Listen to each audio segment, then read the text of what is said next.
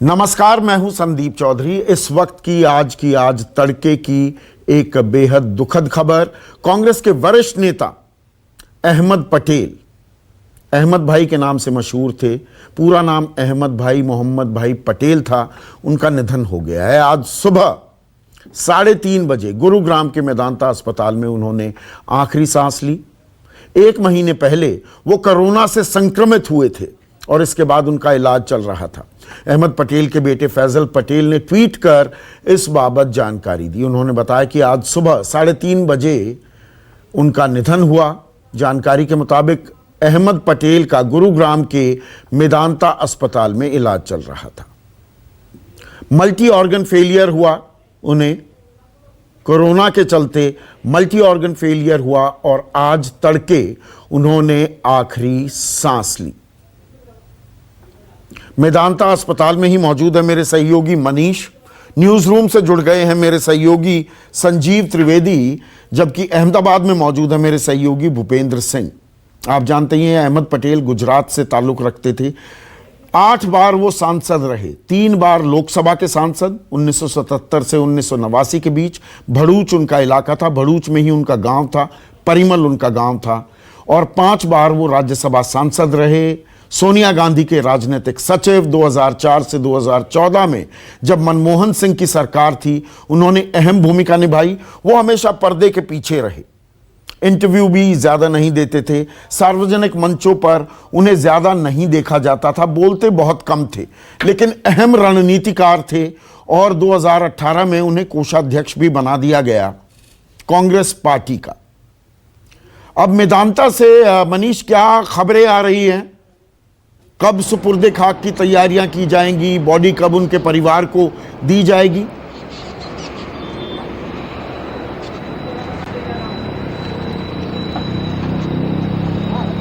देखिए संदीप जी, मेदांता हॉस्पिटल, क्योंकि आपको पता है कि कोविड प्रोटोकॉल को फॉलो करना है, क्योंकि वो कोरोना पॉजिटिव हुए थे और इस चलते जो है अभी तक ये बताया नहीं गया कि किस समय इनके जो पार्थिव शरीर है इसको ले जाया जाएगा। क्या उसको घर ले जाया जाएगा या सुपुर्दे खाक के लिए सीधे ले जाया जाएगा, ये अभी तक परिवार वालों ने जानकारी नहीं दी है। लेकिन मैं आपको बता दूं, मैं पीछे तस्वीरें दिखाना चाहूंगा संदीप जी। मैं मेदांता अस्पताल के बाहर ही खड़ा हूं और ये मेरे पीछे गुड़गांव में जो मेडिसिटी जो है मेदांता हॉस्पिटल यहाँ पे है।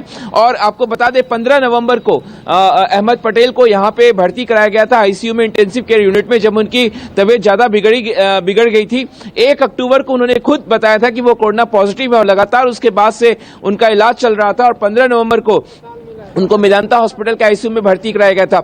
मल्टी ऑर्गन फेलियर जो है हो गया था, जिसके चलते आज सुबह 3:30 बजे तड़के उन्होंने अंतिम सांस ली। आपको बता दें संदीप जी, जहां तक मैं अपने अनुभव आपको शेयर करना चाहूंगा, तो अहमद पटेल के साथ मेरी 3-4 बार जो है इंटरव्यू करने का मुझे छोटा मौका मिला संसद परिसर के भीतर ही। जब भी गहमागहमी, राजनीतिक गहमागहमी तेज होती थी और जब भी वो ऐसे निकलते थे, आपको बता दें 12 नंबर गेट जो राज्यसभा का गेट है, तो बहुत ही मृदुभाषी वो पत्रकारों से जब बातचीत करते थे, बिल्कुल अगर उनसे कोई टोके, बहुत कद्दावर नेता माने जाते थे, कांग्रेस के ट्रबल शूटर, चाणक्य आपको उनको कहे, लेकिन बहुत ही इंटरैक्शन उनसे बहुत ही मृदुभाषी होता था। एक साधारण एम्बेसडर में बैठ के वो आते थे, सफेद कलर की, और पत्रकारों से बातचीत करते हुए जाते थे। कोई पूछता था, बहुत ही छोटा जवाब देते थे, लेकिन जवाब जरूर देते थे। तो उनके साथ इंटरैक्शन 3-4 मेरे इंटरव्यू का अनुभव रहे और ऐसे कई मौकों पर उनसे बातचीत हुई है। लेकिन कांग्रेस के लिए एक बड़ा झटका संदीप जी आपको बता दें, इस हफ्ते तरुण गोगोई, जो कि असम के सबसे बड़े कांग्रेस के नेता, उनका देहांत हो गया। और अहमद पटेल, जो कि सोनिया गांधी के राजनीतिक सलाहकार, कांग्रेस के ट्रबल शूटर, कांग्रेस जब संकट में होती थी तो अहमद पटेल को याद करती थी। अन्य जो राजनीतिक दल है उनके साथ जो है, उनके नेताओं के साथ घनिष्ठ संबंध, 2004 में यूपीए सरकार के गठन में एक अहम भूमिका निभाने वाले अहमद पटेल अब नहीं रहे। ये कांग्रेस के लिए बड़ा झटका है अगर इस लिहाज से देखें संदीप जी। बिल्कुल, और दोहरी मार पड़ी है। आपने सही कहा, तरुण गोगोई का निधन, अब अहमद पटेल। और अहमद पटेल तो केंद्र में, दिल्ली में स्तंभ थे। जो बात राहुल गांधी ने अपने ट्वीट में भी कही, it is a sad day, Shri Ahmed Patel was a pillar of the Congress party. और सोनिया गांधी, वो कहती हैं, I have lost a colleague whose entire life was dedicated to the Congress party.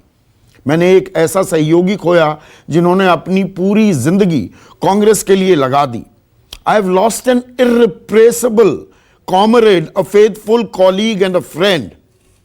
तो वो दोस्त भी थे, सहयोगी भी थे, एक कांग्रेसी कार्यकर्ता भी थे। और संजीव, आपसे बेहतर कौन जानेगा, आपने सालों कांग्रेस पार्टी कवर की है। और जो बात कह रहे थे अभी मनीष, विपक्ष में आने के बाद अहमद पटेल कुछ इंटरव्यू देने भी लगे थे। 2004 से 2014 के बीच उनसे इंटरव्यू लेना या कोई बात निकलवाना बड़ा मुश्किल हो जाता था। यह बात और है कि आप उन्हें फोन कीजिए तो रात को 12 बजे भी, 1 बजे भी वापस कॉल आएगा और वो आपसे जानकारी या बातचीत करते थे, वो ऑफ द रिकॉर्ड होती थी। जी बिल्कुल संदीप, आपने जो बात कही यही उनके पर्सनालिटी का सार है। वो एक ऐसे नेता थे जो वैकल्पिक राजनीति जिसे हम कह सकते हैं उसमें विश्वास किया करते थे। जो रीच आउट करना है लोगों तक पहुंच करके उनसे संवाद करना, वो उनकी ताकत थी। वो मास लीडर के तौर पर हाल के दिनों में नहीं जाने गए थे। हालांकि 3 बार उन्होंने लोकसभा का चुनाव जीता था भरूच से, लेकिन उसके बाद वो लगातार 5 बार राज्यसभा में थे। लेकिन उनकी ये जो काबिलियत थी कि लोगों तक पहुंच करके उनसे सीधा संवाद स्थापित करके कांग्रेस के लिए एक रणनीतिकार की जो भूमिका उन्होंने अख्तियार की थी, और खासतौर पर पिछले 20 सालों में, वो अपने आप में बहुत महत्वपूर्ण था। और इसी दौरान उन्हें मौका मिला लोगों से सीधा संवाद करने के दौरान कि किस तरह से उनके बारे में वो जाने और किस तरह से वो लोगों के मददगार बने। और इस कारण से मैं पा रहा हूं कि जब प्रतिक्रियाएं आ रही हैं तो वो केवल कांग्रेस पार्टी की हैं, बल्कि भारत में जितने भी राजनीतिक दल हैं उनके बड़े नेता इस बात के लिए अफसोस जता रहे हैं कि अहमद पटेल नहीं रहे। उनकी खास शैली थी राजनीति की, और व्यक्ति के रूप में भी अपने आप को उन्होंने एक सामान्य व्यक्ति के तौर पर जिस तरह से इंटरैक्ट किया जाता है उसी तरह से हमेशा संजो कर रखा। वो जो सामान्य उनकी होने वाली बात थी वो लोगों को छूती थी, और आज शायद वो सबसे ज़्यादा खलेगी, क्योंकि वो जो उनकी लार्ज हार्टेडनेस होती थी, वो ह्यूमिलिटी होती थी, वो जो उनका एक शांत स्वभाव राजनेताओं में कम देखा जाता है, ऐसे थे अहमद पटेल। और लोगों को यही लग रहा है कि उनके बीच का कोई व्यक्ति चला गया है। उनकी जो सबसे बड़ी ताकत थी वो ये थी कि अपने आप को वो कभी भी महत्वपूर्ण व्यक्ति के तौर पर सामने नहीं लाते थे। वो बैकरूम ऑपरेटर की तरह, जैसा कि आपने बताया भी, और एक कुशल रणनीतिकार की तरह वो ट्रबल शूटिंग का काम किया करते थे। और वो ऐसा ट्रबल शूटिंग करते थे कि आप ये समझ लें कि जो 10 साल यूपीए का कार्यकाल रहा 2004 से लेकर 2014 तक, उसके दौरान लगातार कांग्रेस पार्टी के ऊपर जो भी संकट हुए या कोई समस्याएं हैं उनका निदान करने में एक ही नाम सबसे ऊपर रहता था, और वो था अहमद पटेल का नाम। बिल्कुल। और प्रधानमंत्री मोदी ने भी ट्विटर पर, देखिए, अहमद भाई के नाम से वो मशहूर थे, हर कोई उन्हें अहमद भाई कहता था। और प्रधानमंत्री ट्विटर पर क्या लिखते हैं, अहमद पटेल ने कई वर्षों तक जनता की सेवा की, वे अपने तेज दिमाग की वजह से जाने जाते थे। तेज दिमाग का जिक्र कर रहे हैं, और कांग्रेस पार्टी को मजबूत बनाने में उनकी अहम भूमिका को हमेशा याद रखा जाएगा, ये प्रधानमंत्री मोदी कह रहे हैं। और आखिरी लाइन क्या कहते हैं, अहमद भाई की आत्मा को शांति मिले। तो अहमद भाई की आत्मा को शांति मिले, प्रधानमंत्री मोदी ये शोक संदेश, अपनी श्रद्धांजलि देते हुए। और भूपेंद्र, 80 के दशक में अहमद पटेल का एक जलवा था। बिल्कुल ठीक कह रहे हैं यहाँ पर संजीव कि वो कोई ग्रास रूट लेवल के या एक करिश्माई नेता के तौर पर, या गुजरात में बहुत कमाल किया हो, उस तरह की उनकी पहुंच या रसूख नहीं था। लेकिन 80 के दशक में जो जानकार बताते हैं, अहमद पटेल का अच्छा खासा दबदबा था। उस वक्त नरेंद्र मोदी से उनकी दोस्ती भी थी, लेकिन अहमद पटेल के अहमद होने का बीजेपी ने बड़ा फायदा भी उठाया है अपनी चुनावी रणनीति में।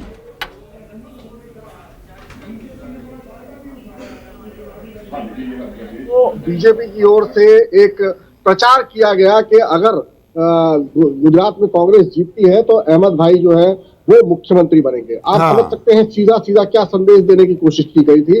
तो एक तरह से वोटों का जो ध्रुवीकरण होता है वो साफ तौर पर इसका फायदा इस तरह से उठाने की कोशिश। और हर चुनाव में जब भी इस तरह की चीजें आती तो अहमद पटेल को, उनके नाम को आगे करके वोटों के ध्रुवीकरण का एक राजनीति जो है बीजेपी अक्सर खेलती आई है। और मैं यही भी बता दूं कि अहमद पटेल जो यहाँ पर जब जिस तरह का राजनीतिक संकट आया था, चाहे वो राज्यसभा चुनाव को लेकर हो, चाहे विधानसभा चुनाव से पहले शंकर सिंह वाघेला और अन्य विधायकों के इस्तीफे का हो, अक्सर अहमद पटेल ही वो ऐसे व्यक्ति थे जिन्होंने बाकी की पूरी कांग्रेस को बांध कर रखा।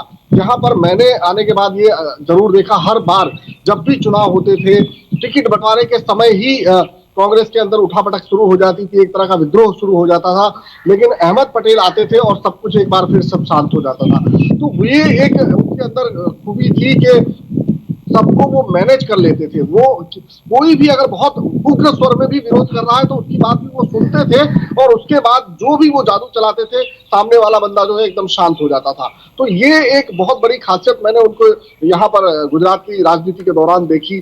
जब यहाँ पर पिछले राज्यसभा चुनाव में आपको याद होगा, एक वोट के लिए बहुत ही ज्यादा उठापटक हुई थी। कुल 144 वोट थे, 44 वोट के लिए 44 वोट से अहमद पटेल को जीत हासिल हुई थी। राज्यसभा का उनका अपना चुनाव था, और उस वक्त जिस तरह की रणनीति बीजेपी ने अपनाई थी, उनके पास वोट बैंक नहीं था, विधायकों के वो बड़ी जीत थी अहमद पटेल की। लेकिन संजीव, कांग्रेस में अंदर खाने जो अंतर कलह चल रही है, दो फाड़ होती दिख रही है, बड़े बड़े नेता, ये G23 ग्रुप बना हुआ है, तो ऐसे में अहमद पटेल जो दरअसल ओल्ड गार्ड, हाँ मैं अभी मीम अफजल के पास भी जा रहा हूं, संजीव जो ओल्ड गार्ड, संजीव क्या आप मेरी आवाज सुन पा रहे हैं?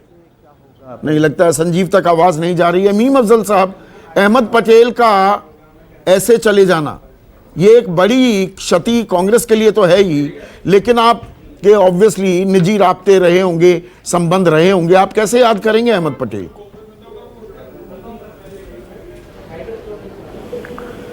बहुत बड़ा सदमा है, मेरे पास अल्फाज नहीं है।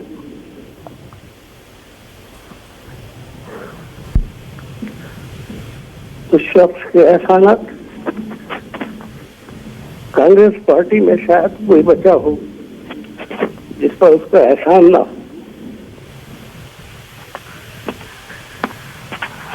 मैं उनको पिछले 42 साल से जानता हूँ। जो पहली बार पार्लियामेंट में आए थे और मैं जर्नलिस्ट था, तब मेरी उनकी मुलाकात रशीद मसूद साहब जो मेंबर पार्लियामेंट थे और जो अभी कुछ दिन पहले भी इंतकाल हुआ, देहांत हुआ उनका, उनके घर पर मेरी पहली मुलाकात हुई थी। साउथ एवेन्यू में उनके बिल्कुल बराबर वाले फ्लैट में रहते थे। बहुत ही सादा इंसान थे। उनके बारे में कितनी भी बातें की जाए कम है।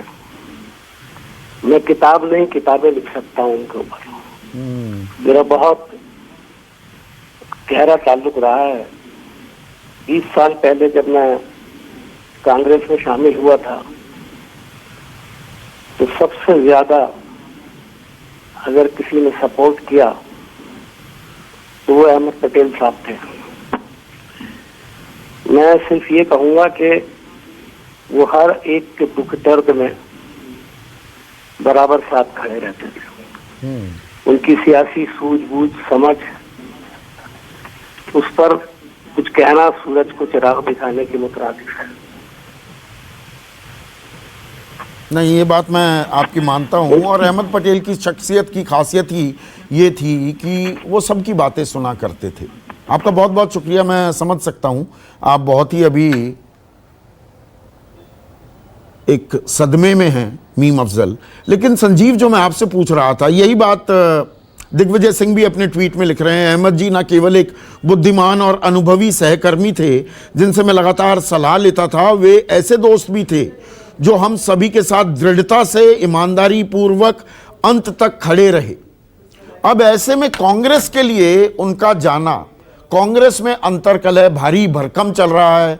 G23 टाइप का एक ग्रुप बना हुआ है। गुलाम नबी आज़ाद, पी चिदम्बरम से लेकर कपिल सिब्बल सब कांग्रेस की व्यवस्था पर सवाल भी उठा रहे हैं। और ओल्ड गार्ड के सबसे प्रोमिनेंट चेहरा अहमद पटेल थे। उनका जाना कांग्रेस के लिए क्या मायने रखता है, इसका विश्लेषण भी जरूरी हो जाता है इस वक्त। देखिए संदीप, अहमद पटेल का जाना बड़ी घटना तो है, लेकिन अहमद पटेल आज की तारीख में जिस मुकाम पर खड़े थे, जाहिर है वो उनके जो पास्ट लॉरेल्स हैं उसके हिसाब से हम उनका आकलन करेंगे। लेकिन अभी इस वक्त जब इस क्षण हम बात कर रहे हैं, तो आप जानते हैं कांग्रेस संक्रमण के काल से गुजर रहा है, और जो ओल्ड गार्ड्स थे उनकी अहमियत धीरे धीरे थोड़ी घट गई थी या घटाई गई थी। तो ऐसे में अब वो कांग्रेस नहीं थी जहां पर आला कमान को एक हेडक्वार्टर बना करके उसके आसपास जो नेता थे वो सियासत को कांग्रेस की अंजाम दिया करते थे। ये सोनिया गांधी जब तक पूरे टोटल कंट्रोल में थी तब तक तो चल रहा था, और उसमें अहमद पटेल या उन सरीखे दूसरे नेता उस तरह से सियासत कर रहे थे। और आला कमान जो है अपने आप में एक ऐसा शक्तिशाली हथियार हुआ करता था जो कि आखिर में किसी तस्वीर में आता था, और उसके पहले के सारे कार्य अहमद पटेल और इनके सरीखे नेता किया करते थे। लेकिन उसके बाद राहुल गांधी का उदय होता है, और इस बात को भी महसूस करना पड़ेगा कि वो शख्सियत अहमद पटेल और बाकी उन जैसे नेताओं की रही नहीं थी। हाँ, ये जरूर था कि अभी भी वो ट्रेजरर थे पार्टी के, लेकिन वो जाहिर है कि बदलते हुए काल में स्वरूप उनके योगदान का भी बदला था। तो जाहिर है कि ये जो नई कांग्रेस बनाने की कोशिश है, इसमें भले ही कुछ गडमगड भी हो गया है, लेकिन उसमें जाहिर है कि बहुत से जो एब्सेंटीज होंगे उसमें अहमद पटेल का सबसे प्रमुख नाम होगा एब्सेंटीज में। लेकिन ये अपने आप में नए तरीके से कांग्रेस बनाने की जो कोशिश है उस चैप्टर में एक पन्ने की तरह होगा, जाहिर है बहुत महत्वपूर्ण पन्ना होगा। लेकिन यहाँ पर यह जरूर कहना पड़ेगा कि उनकी जो अपनी शख्सियत थी वो कांग्रेस को बहुत ज़्यादा मददगार होती थी। होता यूं था कि हमेशा 10 जनपद होता था संदीप, वो अनअप्रोचेबल होता था। देखिए कांग्रेस में आला कमान कल्चर है, और आला कमान कल्चर की वजह से होता ये था कि सब लोग तो 10 जनपद पहुंच नहीं पाते थे। तो जो लोग 10 जनपद नहीं पहुंच पाते थे, तो मैंने अक्सर ये बात देखी थी कि 23 मदर टेरेसा क्रिसेंट उनका घर था अहमद पटेल का। लोग कहते थे हम 23 नंबर चले जाएंगे, और 23 नंबर जाते थे और कई समस्याओं का समाधान वहां हो भी जाया करता था। अभी संजीव अपनी बात पूरी नहीं कर पाए। संजीव अपनी बात पूरी कीजिए। रहा हूं तो मैं ये कह रहा हूं कि मुख्यमंत्री स्तर के नेता भी ऐसा होता था कई बार कि वो 23 नंबर जाकर के अहमद पटेल के निवास जाकर के अपनी समस्याओं के समाधान को ढूंढ लिया करते थे और वहीं से वापस चले जाया करते थे। ठीक है।